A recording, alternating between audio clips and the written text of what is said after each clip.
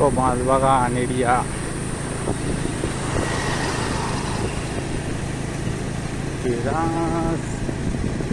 কেমন লাগছে বন্ধুরা পুরো বাঁশবাগান এরিয়া? দারুণ জায়গা, দারুণ।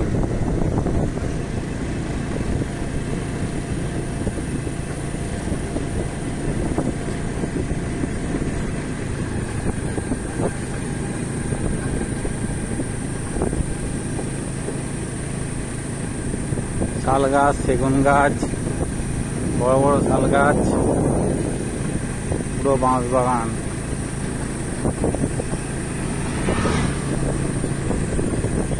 এত সুন্দর রাস্তা আর কোথাও পাবে না। এই আমাদের ওয়েস্ট বেঙ্গলের বুকেই আছে সুন্দর বাঁশবাগান।